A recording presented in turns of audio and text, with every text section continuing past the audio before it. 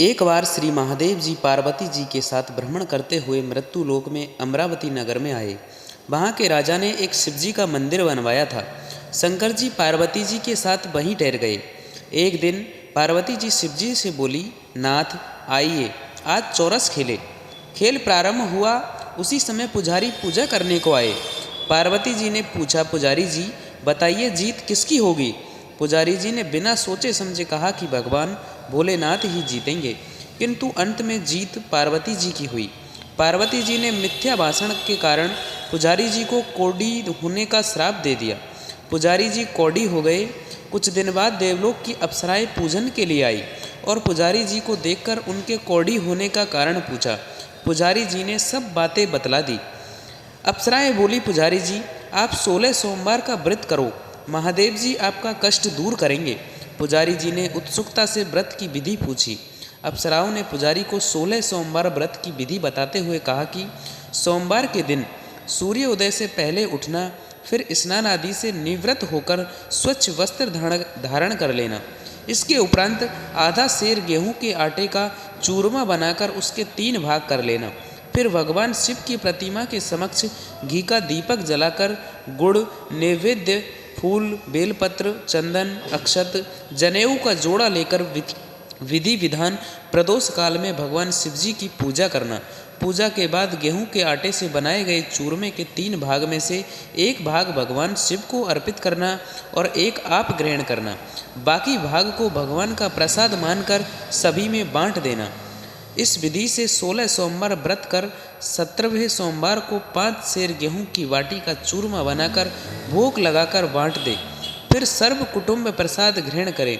ऐसा करने से शिवजी आपके सारे कष्ट दूर करेंगे। यह कहकर अप्सराएं स्वर्लोक को चली गई। पुजारी जी यथा विधि व्रत कर रोग मुक्त हुए और पूजन करने लगे। कुछ दिन बाद शिव पार्वती जी पुनः आए। पुजारी जी को कुशल देखकर पार्वती जी ने उनके रोग मुक्त होने का कारण पूछा। पुजारी जी के कथन अनुसार पार्वती जी ने व्रत किया। फलस्वरूप कार्तिकेय जी पार्वती माता के आज्ञाकारी हुए। कार्तिकेय जी ने भी माता पार्वती से पूछा कि क्या कारण है जिससे मेरा मन आपके चरणों में लगा।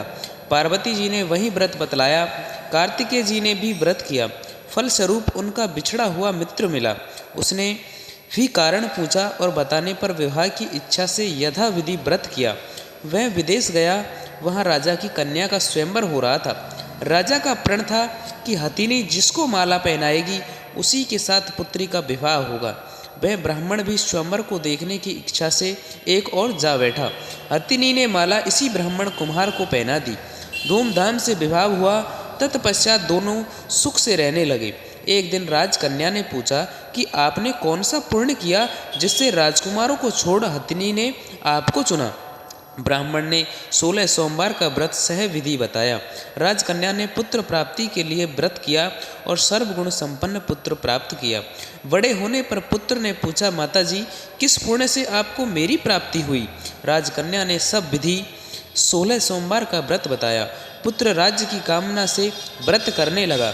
उसी समय दूसरे राज्य के राजा के दूतों ने आकर उसे अपनी राजकुमारी के लिए चुना। आनंद से विवाह संपन्न हुआ। राजा के दिवगत होने पर ब्राह्मण कुमार को राजगद्दी मिली। वह इस व्रत को करता रहा। एक दिन अपनी पत्नी को पूजा सामग्री शिवालय में ले जाने को कहा, परंतु उसने दासियों द्वारा भिजवा दी। जब राजा ने पूजन समाप्त किया तो आकाशवाणी हुई, इस पत्नी को निकाल दे, नहीं तो तेरा सत्यानाश कर देगी। प्रभु की आज्ञा मान उसने रानी को निकाल दिया। रानी भाग्य को कोसते हुए नगर में एक बुढ़िया के पास आई।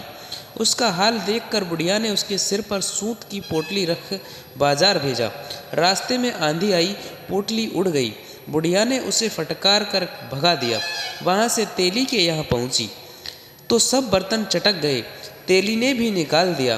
पानी पीने नदी पहुँची तो नदी सूख गई। सरोवर पहुँची तो हाथ का स्पर्श होते ही जल में कीड़े पड़ गए।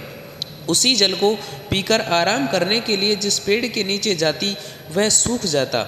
वन और सरोवर की यह दशा देखकर ग्वाल उसे मंदिर के गोसाई के पास लेकर गए। उसे देखकर गोसाई जी समझ गए कि यह कुलीन अवला विपत्ति की मारी हुई है। धैर्य बताते हुए बोले, बेटी तू मेरे यहाँ रह, किसी बात की चिंता मत कर।